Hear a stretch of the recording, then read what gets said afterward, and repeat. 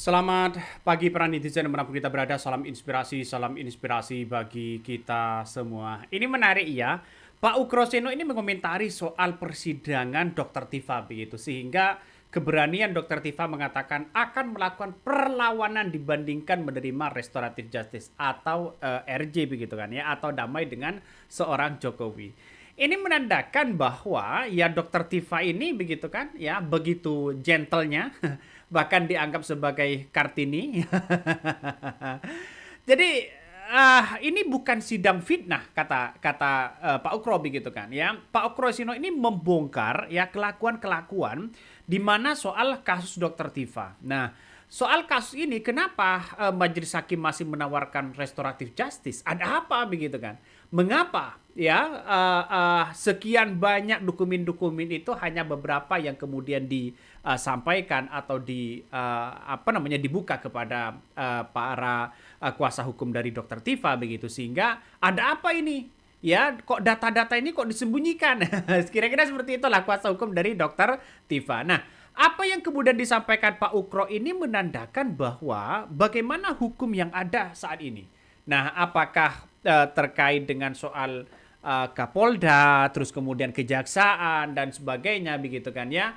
Apakah masih dianggap menggunakan pasal KUHP yang lama atau yang baru, dan ini masih menjadi perbincangan. Nah, coba kita tonton apa yang disampaikan oleh Pak Ukro seperti ini. Wabarakatuh. Selamat malam rekan-rekan sekalian. Selamat datang kembali bertemu di channel Kursi tanggal 2 Juli 2026. Ya, saya hadir di Pengadilan Negeri Jakarta Timur mengikuti sidang yang pertama kali terhadap Ibu Dr. Tifa, ya, di mana hari pertama adalah pembacaan dakwaan oleh jaksa penuntut umum. Ya. Kasus yang dituduhkan, yang didakwakan kepada Dr. Tifa dan juga nanti berikutnya adalah Pak Roy Suryo sama adalah dugaan pencemaran nama baik dan fitnah. Pencemaran nama baik di KUHP yang baru nomor 1 tahun 2023 diatur di pasal 433 dan fitnah diatur di pasal 434. Ya. Saya hanya mencoba melihat kemudian mendengarkan dakwaan yang dibacakan oleh pihak jaksa penuntut umum. Ya. Jadi ini dakwaan ini kan berasal dari suatu penyidikan yang dilakukan oleh penyidik. Oke. Apa sih penyidikan itu? Penyidikan adalah sesuai dengan pasal 1 ya, Kitab Undang-Undang Hukum Pidana, Undang-Undang nomor 1 tahun 2023 disebutkan, saya ulangi, bukan Undang nomor 1 tahun 2023, Undang-Undang nomor 20 tahun 2025 ya, tentang hukum acara pidana. Saya mohon maaf tadi salah secara alat saja. Itu dikatakan bahwa penyidikan adalah serangkaian tindakan penyidik untuk mencari dan mengumpulkan alat bukti ya, guna membuat terang suatu tindak pidana dan dapat menemukan pelakunya. Jadi pertanyaan yang muncul dalam diri saya, sebetulnya dalam laporan polisi yang dibuat oleh Pak Jokowi dengan tersangka 8 orang, ya, walaupun 3 sudah dinyatakan melakukan restoratif justice atau keadilan restoratif, dan laporan polisi yang menersangkakan 8 orang ini sebetulnya sudah dihentikan penyidikannya. Nah, itulah yang kemudian yang diungkapkan oleh Pak Ukro. Kalau kita bisa simpulkan begitu kan, penyidik itu kan harus menemukan pelaku begitu. Nah, setelah di persidangan, apakah Roy Suryo ini dicap sebagai pelaku begitu kan? Karena kita tahu bahwa Roy Suryo ini kan sudah membuktikan bahwa ijazah itu palsu begitu. Nah, kalau memang palsu, ya tinggal Jokowi mengungkapkan apakah asli atau tidak. Nah, di persidangan itu harus diungkapkan di situ begitu. Nah, kalau toh pada akhirnya penyidik menemukan pelaku, saya kira ini langkah-langkah yang bagus begitu. Ternyata begitu kan, ternyata apa yang kemudian disampaikan Pak Ukro ini ada benarnya juga begitu kan, ya, bahwa ini kan sudah mendapatkan restoratif justice begitu kan, ya, yang sebagian di situ, terutama Pak Egy, Pak Damai Hadi Lubis dan Rismon begitu. Tapi kan seharusnya laporan polisi ini kan sudah bisa dicap sebagai cacat formil dan sebagainya. Lantas bagaimana nanti di persidangan? Wallahu a'lam begitu. Ternyata dan tidak hanya itu, Jokowi nampaknya sudah mulai kecolongan begitu. Kenapa Bang kenapa saya mengatakan seperti itu begitu? Karena kita tahu bahwa ini bukan soal Roy Suryo, bukan soal Dr. Tifa yang kemudian dianggap bahwa menjadi krusial penting begitu. Tapi laporan dari Bonatua yang sekarang ini lagi diungkit begitu kan. Ya, yang juga akan masuk di persidangan begitu. Ya, kabarnya begitu kan, ya, cacat administratif begitu kan. Jika benar bahwa ya dan berhasil dibatalkan, artinya 10 tahun yang lalu begitu kepemimpinan Presiden Joko Widodo ini tidak sah. Ini yang kemudian yang akan diungkap oleh si Bonatua begitu. Wah, ngeri, Bos. Ternyata bukan soal ijazah itu begitu, tapi pengungkapan dari Bonatua ini akan menjadi terang begitu. Ada 2 masalah besar yang dihadapi Jokowi. Aduh, Jokowi ini sudah mulai kecolongan begitu. Coba kita tonton. Nah, ini menarik. Jadi temuan saya ini bisa kemana-mana larinya. Saya menggugat ke Petun untuk pembatalan surat keputusan KPU yang menetapkan pasangan calon presiden 2014 yaitu Pak Joko Widodo dan Yusuf Kala melawan Pak Prabowo juga, ya kan. Terus ketetapan KPU tahun 2019 yang menetapkan pasangan calon Pak Joko Widodo Maruf Amin melawan Pak Prabowo juga. Jadi saya minta ini dibatalkan. Kenapa? Seharusnya ini nggak bisa keluar karena cacat administratif. Itu legalisir itu seharusnya nggak boleh diterima sebagai syarat pencalonan karena tidak ada tanggal. Nah, di Petun kita menuntut secara administratif supaya itu dibatalkan. Di sini kita menuntut perbuatan melawan hukumnya. Nah, nanti kita nanti juga akan ke CLS. Di sini juga nanti kita daftarkan itu untuk kebijakan publiknya supaya semua dokumen-dokumen itu diambil ANRI, lembaga Karsifat, untuk diautentikasi. Nah, kemarin itu kabar baiknya lagi, setelah cukup lama bolak-balik perbaikan, akhirnya pengaduan saya di DKPP, Dewan Kehormatan Pelaksanaan Pemilu, terima juga, itu untuk kode etiknya. Jadi ada empat gugatan yang akan kami lakukan, ya, seperti itu. Nah, itulah yang kemudian yang disampaikan oleh si Bonatua begitu kan, ya, terhadap gugatan CLS kemarin. Nah, menandakan bahwa kalau administrasi ini sudah cacat formil dan sebagainya, maka apakah kepemimpinan dan terpilihnya seorang Jokowi itu dianggap sah? Walaupun sekarang sudah tidak lagi menjabat sebagai seorang presiden, tapi kan kelihatan sekali begitu bahwa administrasi itu bagaimana? Kalau memang cacat formil, tidak ada tanggal dan sebagainya dilegalisirnya, maka kemudian orang akan membicarakan, wah, kok seperti ini penegakan pejuang pilkades pilpres begitu kan, ya, untuk mencari kejujuran saja begitu tidak sesuai dengan timeline yang kemudian di tagline-nya di KPU begitu, jujur, harus adil, di Bawaslu juga sama begitu kan. Kan pada akhirnya kan masih banyak kecurangan-kecurangan yang kemudian terjadi begitu. Soal administrasi ini sudah seperti ini, apakah nanti di pemilihannya, apa kata dunia begitu kan? Ini kan ngeri-ngeri sedap, Bos, ya. Wajar kalau kemarin itu si Dr. Tifa begitu kan, ya, ngotot sekali untuk menolak begitu kan, ya, menolak keras soal bagaimana dirinya begitu kan, ya, ditawari soal restoratif justice dan sebagainya begitu. Ya, coba kita tonton apa yang disampaikan oleh Dr. Tifa seperti ini.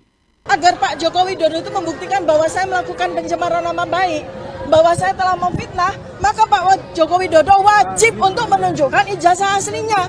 Maka Pak Joko Widodo mutlak wajib hukumnya hadir di persidangan. Nah, itulah yang kemudian, ya, seorang Jokowi, ya, harus hadir di persidangan, ya. Lalu kemudian jangan tidak hadir di situ begitu. Ya, kenapa? Karena wajib di situ. Kalau Jokowi ini tidak hadir sampai 2 kali, maka kemudian begitu kan ya, bisa saja ya persidangan selanjutnya akan gugur begitu. Sangat disayangkan memang. Ya, saya melihat bahwa ijazah ini harus ada kepastian hukum begitu. Ya, sampai kapanpun begitu. Karena kita lihat saja, ini kan berputar-putar di area-area itu aja mereka begitu kan ya. Ya nggak tahu lagi permainan-permainan mereka begitu. Tapi yang jelas Jokowi harus menunjukkan ijazahnya asli, ijazah yang asli. Selesai sudah, jangan menunjukkan yang fotokopiannya. Aduh. Apa yang disampaikan oleh Pak Seno ini menandakan bahwa dalam persidangan ini nampaknya ini bukan soal sidang fitnah dan sebagainya, tapi kan pembuktian begitu, pembuktian dulu begitu, baru melaporkan pencemaran. Ya, coba kita tonton apa yang disampaikan oleh Pak Ukro. Nah, kalau ada laporan atau peristiwa dugaan pidana yang berkaitan dengan pencemaran nama baik atau fitnah lah, ya. Jadi pencemaran nama baik dan fitnah tidak bisa digabung. Ya. Analisa seorang reserse, seorang penyidik itu melihat apabila bisa ditemukan tersangkanya suatu saat dan diajukan ke sidang pengadilan, alat bukti apa atau barang bukti apa yang bisa dijadikan untuk menetapkan bahwa seseorang itu patut diduga melakukan tindak pidana pencemaran nama baik tersebut. Nah, alat bukti ini kan di hukum acara pidana diatur dalam pasal 235. Di situ ada 8. Ya.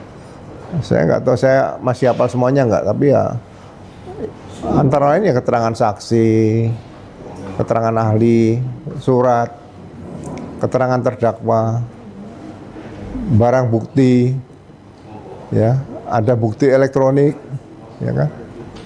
Ada bukti-bukti lain yang bisa diajukan dalam persidangan asal didapatkan dengan cara-cara yang tidak melawan hukum. Nah, itulah yang kemudian disampaikan oleh Pak Ukro begitu. Menarik sebenarnya. Ya, nanti mungkin Pak Ukro didatangkan untuk dijadikan sebagai ahli begitu kan, ya, atau apa. Tapi yang jelas masyarakat hari ini sudah kelihatan sekali begitu bahwa kejentelan Roy Suryo begitu kan, ya, terus kemudian dari Pak Ukro memberikan bagaimana soal polemik ijazah Jokowi begitu kan, terus kemudian ex-Wakapolri ini menyebutkan seperti Pak Ukro menyebutkan 3 KPU dan pemilik bisa jadi tersangka kabarnya begitu kan ya. Karena apa? Karena kita lihat saja KPU sudah jelas di situ begitu, sudah tahu ya bagaimana soal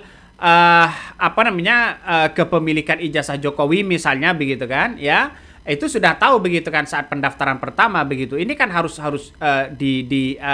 ditelusuri lagi begitu kan ya. Karena apa? Karena semua ini kalau toh pada akhirnya hanya menggambarkan bahwa ijazah ini dan sebagainya. Tapi tanpa melihat wah bagaimana apakah ini ijazahnya benar-benar lulusan atau tidak, ini harus selektif lagi begitu. Coba kita tonton apa yang disampaikan oleh Pak Ukro. Beda ijazah palsu dengan uang palsu. Undang-undang juga berbeda. Oke. Ya kan? Kita nyimpan uang palsu kalau ketahuan juga bisa diproses. Iya, betul. Ya kan? Apalagi menggunakan. Nah, sekarang kalau saya punya ijazah palsu dan saya sembunyikan atau saya bakar nih, apakah saya tidak bisa diproses? Saya tidak bisa diproses menyimpan ijazah palsu atau menghancurkan ijazah palsu kalau tidak saya gunakan. Ya, oke. Nah, karena ijazah palsu digunakan, berarti kan ini ayat 2-nya bermain di sini, menggunakan ijazah palsu tadi di KPU kan? Iya. Nah, KPU kan bisa jadi tersangka juga. Nah, kalau nanti sudah dibuktikan di ayat 2-nya bahwa pengguna kena, berarti nanti pengguna ditanya, ini dari mana? Oh, dari pemilihnya. Pemilih kena di situ, ditarik semua. Jadi kalau sekarang, contoh lah kan, misalnya ijazah itu yang pemilih Pak Jokowi misalnya, udah saya bakar aja. Apakah itu menyelesaikan masalah? Belum. Karena sudah digunakan di KPU gitu loh. Nah, ini beratnya sih itu. Artinya 2 KPU itu harus diperiksa juga ya? Diperiksa. KPU Solo, Jakarta dan Pusat. Jakarta dan 3 ya berarti ya? Iya.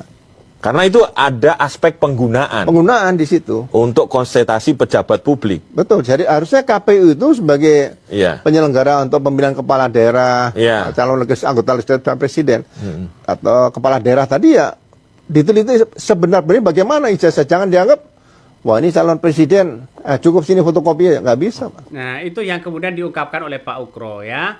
KPU itu harus jeli, harus selektif begitu kan. Bukan hanya dijadikan sebagai persyaratan administratif, gitu. Tapi kita lihat apakah ijazahnya asli atau tidak itu punya peran sumbangsi kejujuran begitu kan ya. Tapi ya sudah seperti ini kok bagaimana lagi begitu. Karena kita lihat saja saat pengadilan begitu kan ya, saat perdana di persidangan kemarin itu begitu, saking panasnya sangat luar biasa. Itu ngeri-ngeri sedap. Ada yang mengatakan, oh jangan disembunyikan dong dokumen-dokumennya ya. Kabarnya setengah meter dari dokumen itu harus diungkapkan kepada publik. Ini Barisan Pemuda RI mendoakan Pak Jenderal sehat selalu. Amin amin ya rabbal alamin. Nih, begitu dong ya. Doakan pensiunan jenderal jujur dan bersih agar selalu sehat untuk mendapatkan ya membawa para koruptor dan penjilat. Ini salah satu komentar netizen ngeri-ngeri sedap.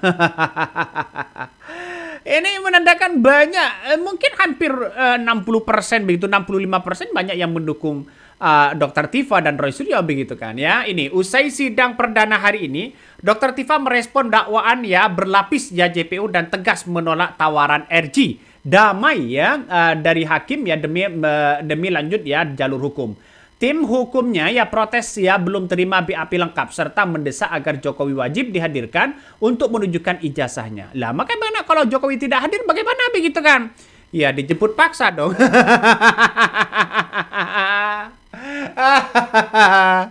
Apakah mungkin seorang Jokowi akan dijemput paksa? Ya kita tunggu saja begitu. Sesuai dengan prosedur yang ada di pengadilan. Kalau tidak hadir dua itu berarti itu gugur. Nah kalau sudah gugur, sebaliknya Roy Suryo dan Dr. Tifa akan melakukan perlawanan kepada dia. Wih, semakin seru kan? Ya itulah yang terjadi begitu. Seharusnya Jokowi gampang, tunjukkan ijazahnya selesai sudah. Gak usah berbelit-belit di situ begitu. Oke, mungkin itu yang kami sampaikan ya. Tonton terus di channel Hodari Podcast Rakyat ini. Jangan lupa di subscribe.